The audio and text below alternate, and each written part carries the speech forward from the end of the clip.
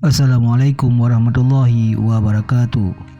Al-Hafiz Ibnu Rajab Al-Hambali rahimallah berkata dalam kitabnya Zailu Tabaqatil Hanabilah jilid 1 halaman 298 tentang biografi Imam Syekh Abdul Qadir Al-Jalani wafat tahun 561 Hijriah. Syekh Abdul Qadir berkata, "Aku memunguti selada, sisa-sisa sayuran dan daun korab dari tepi kali sungai. Kesulitan yang menimpaku karena melambungnya harga yang terjadi di Baghdad membuatku tidak makan selama berhari-hari. Aku hanya bisa memunguti sisa makanan yang terbuang untuk kumakan. Suatu hari, karena saking laparnya, aku pergi ke sungai dengan harapan mendapatkan daun korab, sayuran, atau selainnya yang bisa kumakan. Tidaklah aku mendatangi suatu tempat, melainkan ada orang lain yang telah mendahuluinya. Ketika aku mendapatkannya, maka aku melihat orang-orang miskin itu memperebutkannya. Maka aku membiarkannya karena mereka lebih membutuhkannya. Aku pulang dan berjalan di tengah kota. Tidaklah aku melihat sisa makanan yang terbuang, melainkan ada yang mendahuluiku mengambilnya. Hingga aku tiba di Masjid Yasin,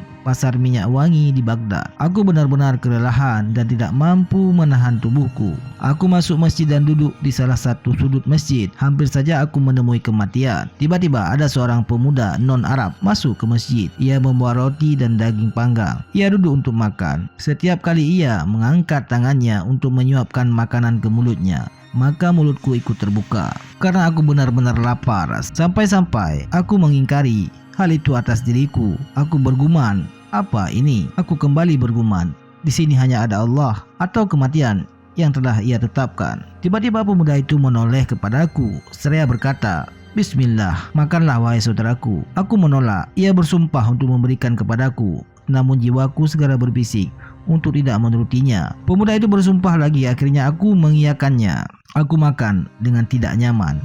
Ia mulai bertanya kepadaku, "Apa pekerjaanmu? Dari mana kamu berasal? Apa julukanmu?" Aku menjawab, "Aku orang yang tengah mempelajari fiqh yang berasal dari Jailan bernama Abdul Qadir. Ia dikenal sebagai cucu Abdillah Asy-Syauma Al-Az-Zahid." Ku berkata, "Akulah orangnya." Pemuda itu gemetar dan wajahnya sontak berubah. Ia berkata, "Demi Allah, aku tiba di Baghdad sedangkan aku membawa nafkah yang tersisa milikmu. Aku bertanya tentang dirimu, tetapi tidak ada yang menunjukkanku kepadamu. Bekalku habis.